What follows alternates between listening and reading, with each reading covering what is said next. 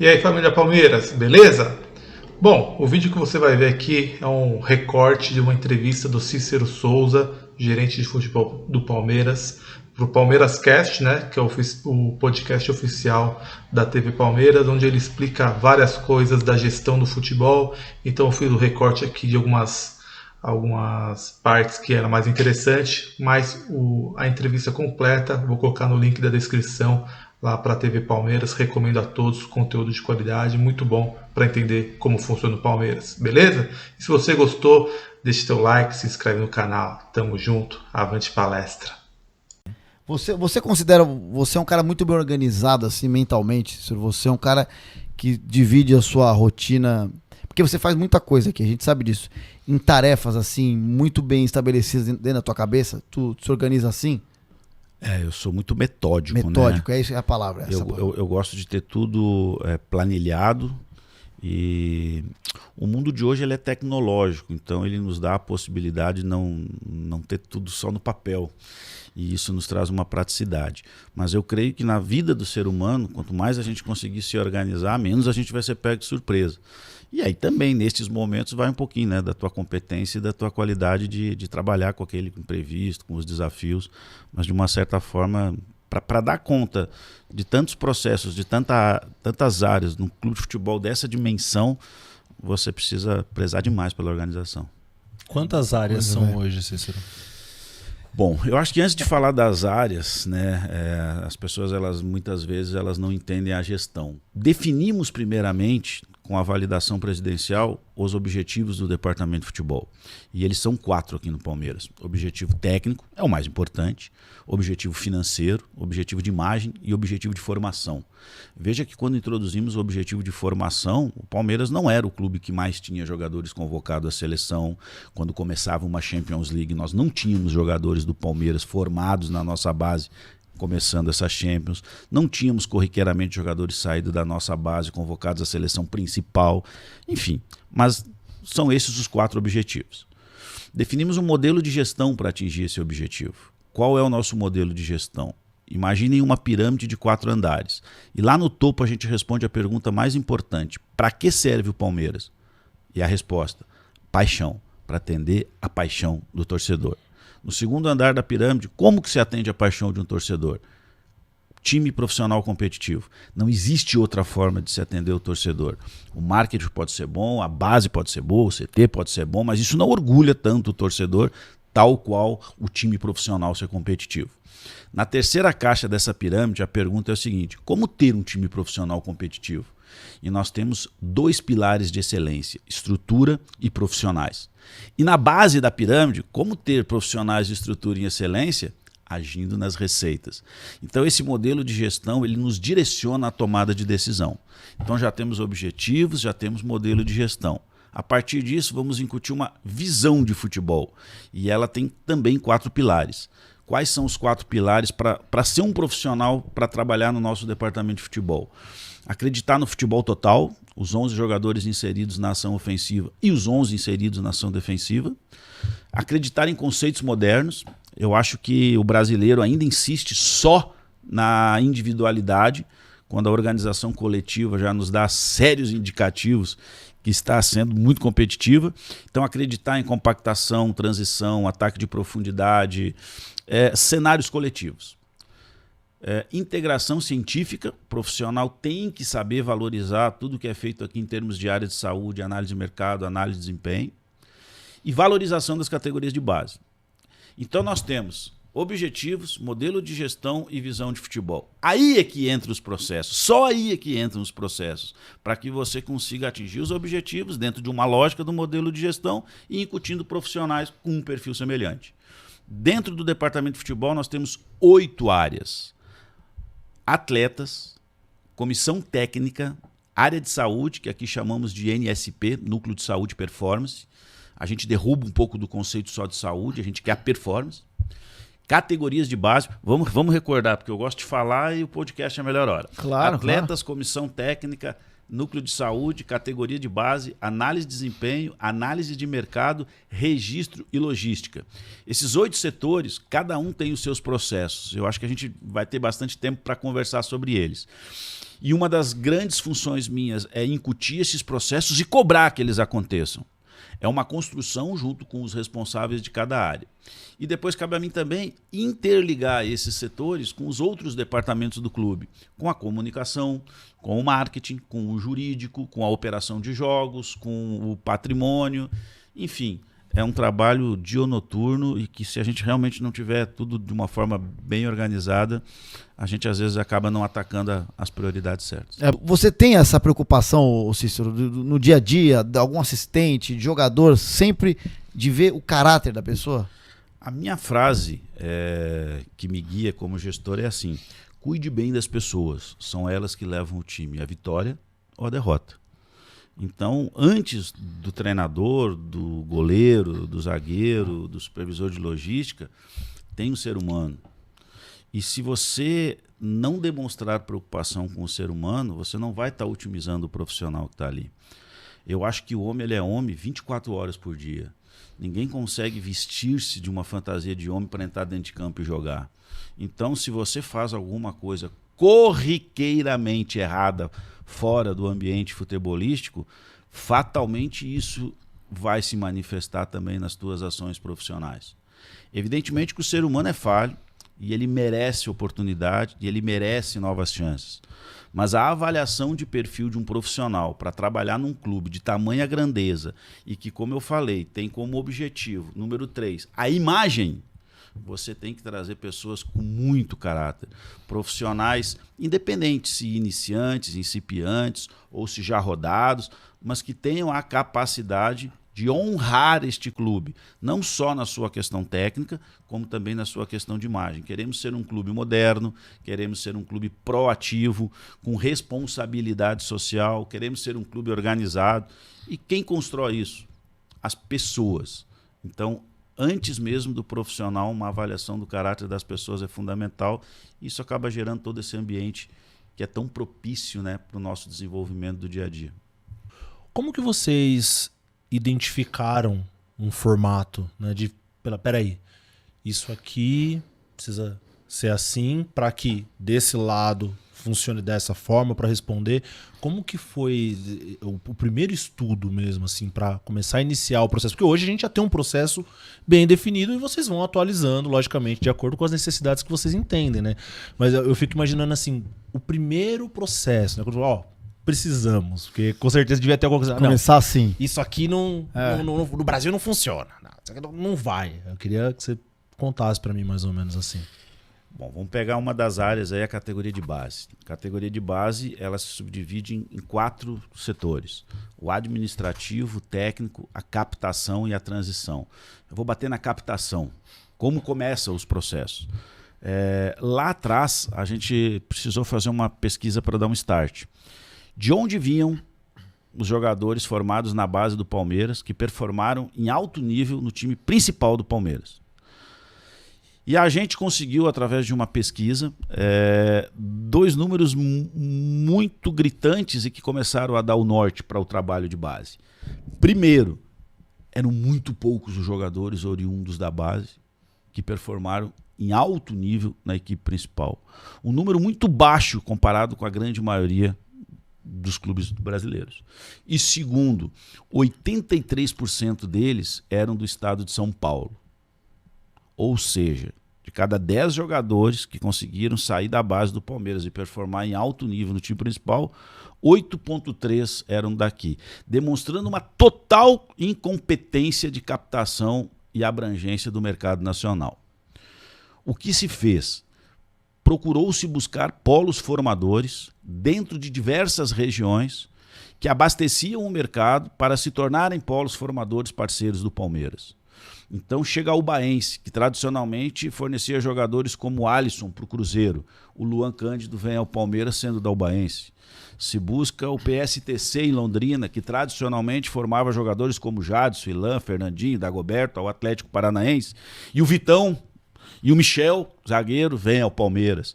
E assim a gente valoriza o Retrô em Pernambuco, a Jacuipense na Bahia, com jogadores como Wesley, Vanderlan, o Santa Cruz no Rio Grande do Norte, com o Veron. Então, ter estudo não é empírico. A coisa não pode ser empírica, ela não pode nascer do nada. Então, nós tínhamos muita incompetência nessa captação e hoje nos tornamos competentes justamente por entender que a gente tinha que aumentar os tentáculos. Nós acreditamos que quanto mais cedo nós identificarmos o talento, melhor é para o Palmeiras. Por duas vertentes. Primeiro, porque se você capta um jogador com 11, 12 anos, talentoso, você realmente consegue incutir formação nele. O que é a formação? Que ele pratique o futebol total, que ele se insira na ação ofensiva e defensiva, independente da sua posição. Se ele é um goleiro, ele tem que fazer ações ofensivas. Se ele é um atacante, ele tem que fazer ações defensivas. Não são as mais importantes dentro da sua posição, mas o futebol moderno exige. E você consegue dar uma formação de conceitos, não só de individualidade. E um segundo vertente da necessidade de captar cada vez mais cedo é de você ter uma participação maior nos direitos econômicos para quando ele virar um ativo lá no final do processo. Então é assim que inicia um processo, com uma pesquisa, com um estudo, com fatos e dados. Ainda nessa época de estudos iniciais, quisemos ver em que lugar estava o Palmeiras em termos de receita com jogadores oriundos da base. E na primeira pesquisa, a gente tentou abranger o que a gente chama de G12 dentro do futebol brasileiro. Os 4 paulistas, os 4 cariocas, os 2 gaúchos, os 2 mineiros. E o Palmeiras estava em 15º, entre 12. Mas essa conta não fecha. Tava abaixo de quem nem tava na lista. O Vitória da Bahia, o Figueirense e o Atlético Paranaense naquele momento, eles estavam à frente da Sociedade Esportiva Palmeiras em termos de receitas oriundas de jogadores vindo das categorias de base. Isso nos mostrava realmente que o nosso cenário ele era muito fértil para você plantar todo um trabalho de base, de captação, de formação, de transição, de utilização e, posteriormente, virar receita. E é legal contar tudo isso porque, veja bem, 4 objetivos do clube. Um é técnico, os jogadores nos entregam as conquistas. Sim. Um é formação, eles saem daqui com o selo Palmeiras. Se a gente fala que no modelo de gestão a base de tudo é receita, que para você ter o time competitivo tem que ter profissionais de excelência, eles foram formados pela gente e dentro de uma visão de futebol. Então as coisas elas precisam ter lógica, elas precisam ser pensadas e os números, as pesquisas, respeitar a história. A gente olhou para a história do Palmeiras para entender o que precisava ser consertado, o que precisava ser aprimorado. Eu acho que ninguém chegou para ser salvador da pátria ou querer revolucionar tudo. O Palmeiras tem uma história muito grande, mas em termos de categoria de base, precisava se buscar um coordenador como é o João Paulo. Realmente. Precisava se dotar o nosso centro de treinamento de Guarulhos com condições mínimas. Precisava se introduzir categorias sub-13 e sub-11 e solidificá-las. Precisava se construir uma metodologia de trabalho. Hoje nós temos escolinhas franqueadas baseadas nessa metodologia e escolinhas que divulgam a nossa marca, a nossa imagem e que nos geram receita. Então vai muito além da gente falar de contratação, a nossa função. Ela é muito mais abrangente. Mas, infelizmente, eu acho que o que rende manchete no Brasil e que faz a roda girar sempre da mesma forma é falar em contratação. Mas a gente tem que aprofundar mais, tem que mergulhar mais essa discussão. Nos últimos 5 mundiais sub-20, o Brasil não foi em 3. Se a gente olhar as últimas 5 Copas do Mundo, nós fomos eliminados nas quartas de final em 4. E a que a gente chegou à semifinal foi um resultado muito atípico. Desde 2008 o Brasil não tem um jogador eleito como o melhor do mundo. Então nós temos que parar de falar de contratação. Está na hora da gente entender que isso é só um pedaço do processo. Você contratar um jogador de R$100 mil e não entregar uma logística decente, uma academia decente, uma suplementação decente. O Palmeiras ele almoçava em churrascaria e ele concentrava no hotel que tivesse à disposição. Hoje, cada jogador dorme num quarto individual, numa estrutura 5 estrelas, tem um restaurante magnífico. Tem mesmo. Se você não entregar para o jogador a máxima condição de recuperação e preparação, ele vai te entregar 100 mil só no primeiro mês. No segundo, ele vai te entregar 90. No terceiro ele vai te entregar 80, e você vai começar a dizer que esse cara não joga nada, e aí a conversa ela vira conversa de botequim. De boteco. Tem que trazer, tem que contratar, porque aquele cara joga bem. Joga bem dentro de que cenário? De qual circunstância? Ela comporta nessa aqui também? Então, às vezes eu me empolgo, mas eu acho que falar de gestão é muito mais que contratação e Sim. falar Cara, de processo a gente se anima. Só uma coisa. Por exemplo, eu pego ali um exemplo pra mim, um case de sucesso absurdo é o Danilo. Por quê? O Danilo, ele é da base, vitrine. Ele tem uma entrega técnica absurda, ele dá duas Libertadores fora os outros títulos e ele ainda rende dinheiro pro Palmeiras. Eu acho que não há um modelo mais perfeito no que você tá falando do que ele, né? E aí na hora que ele sai com uma idade boa, ele, de repente quando vai ficando mais velho, e uma vontade do jogador sair, cara, tá tudo certo. Cara, ele entregou tudo que podia mais financeiramente. Tu vai nessa visão também? Ou... Sim, e só que não desassociando só esse trabalho de formação de base. Você tem que agregar a base com atletas de mercado, com capacidade de comissão técnica, com boa logística. O registro ele não chega a ser essencial, mas ele é muito importante nessa participação. Existe análise de mercado, existe análise de desempenho que prepara o Danilo para o jogo, de saber que os jogadores que vão cair no setor dele, se são mais rápidos, se são mais ágeis, qual é o pé de preferência, se pisam muito na área, se fazem transição. Então, você olhar uma árvore, o Danilo... Ela é muito sadia, todo mundo vai bater palma. Mas se ele tiver numa floresta que não anda, daqui a pouco ele também vai ser criticado. E essa abrangência, essa visão mais holística, ela é necessária. Então é essa área de atuação dos gestores e eu enxergo que o Danilo é um grande fruto de toda essa floresta. Todo esse processo. Graças a Deus vem andando bem.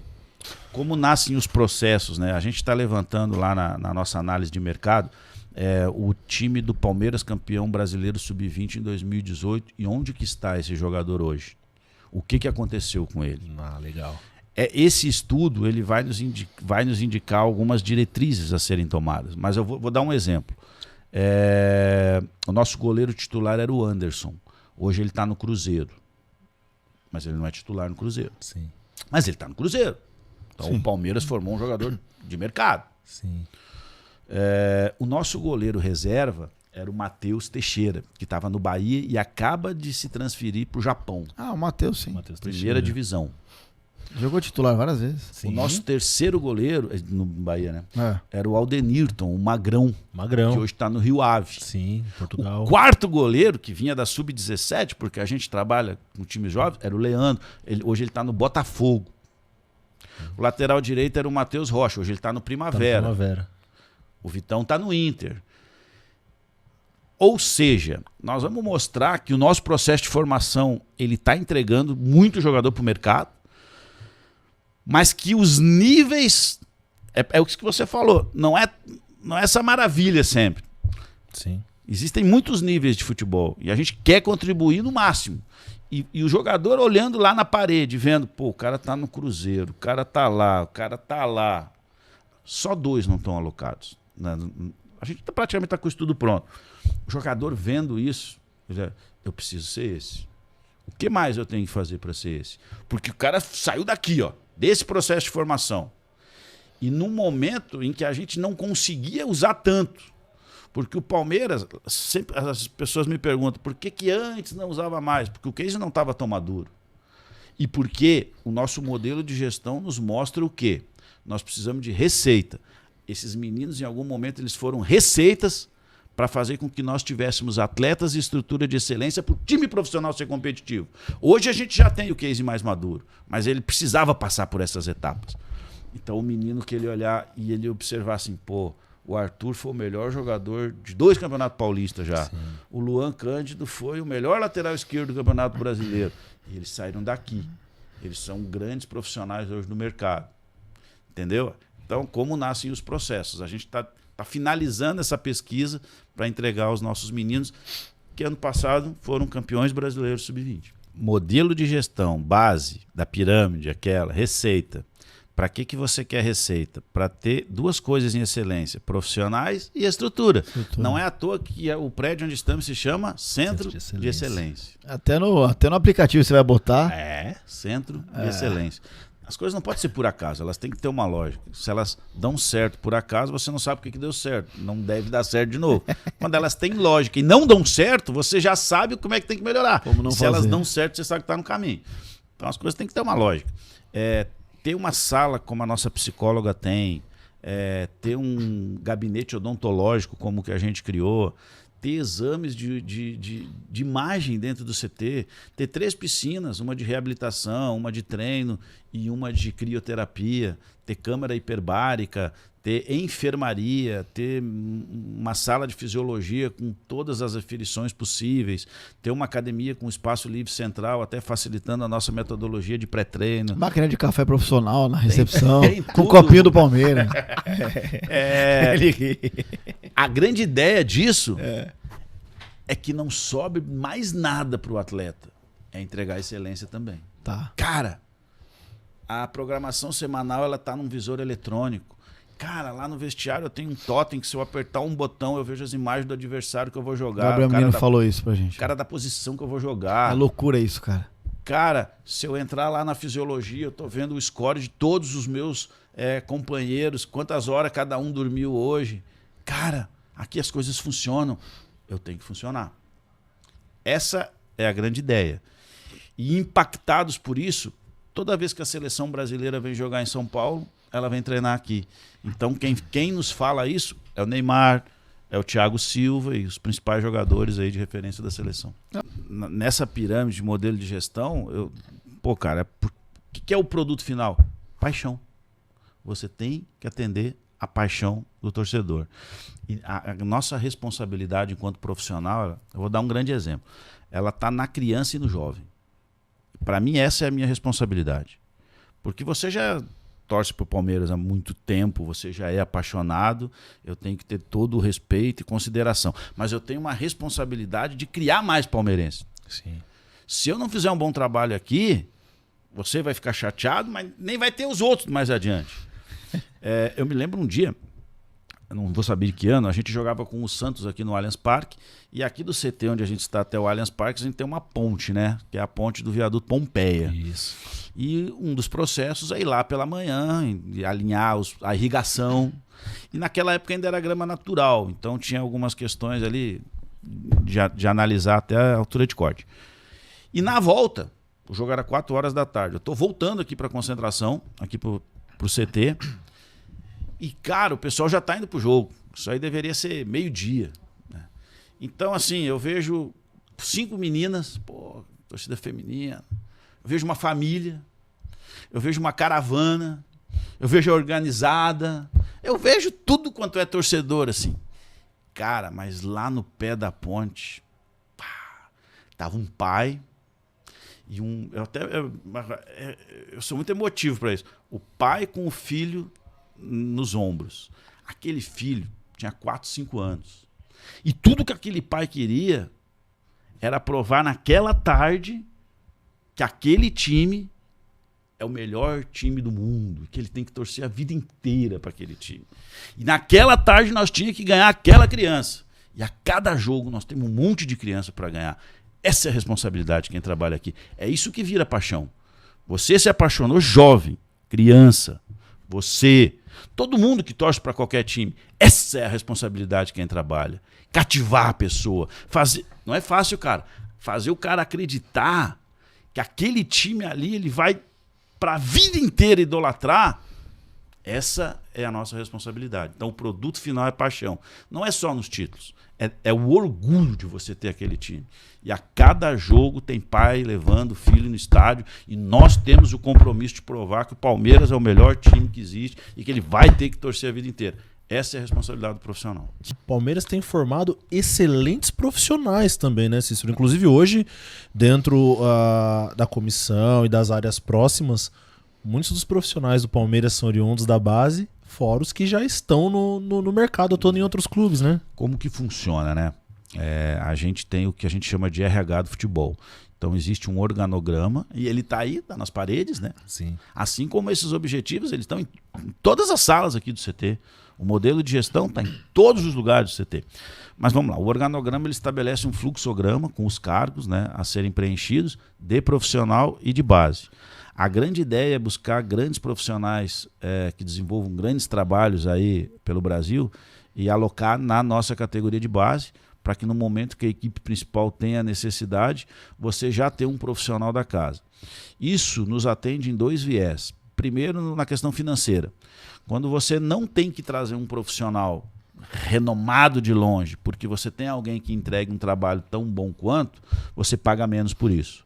E segundo, porque todo o mercado quer trabalhar na tua base, porque ele já olha lá, ó, o auxiliar treinador de goleiro, olha lá, os roupeiros, massagistas, supervisor administrativo, supervisor de registro, os médicos, os fisioterapeutas, olha lá o fisiologista, o Vinícius Ponce, que era da base. Então atende esses dois viés, é uma ideia de RH do futebol e muito bem observado. E a gente tem muitos profissionais que já saíram do Palmeiras e hoje executam em grandes equipes aí do futebol brasileiro também as suas atividades profissionais. Bem lembrado.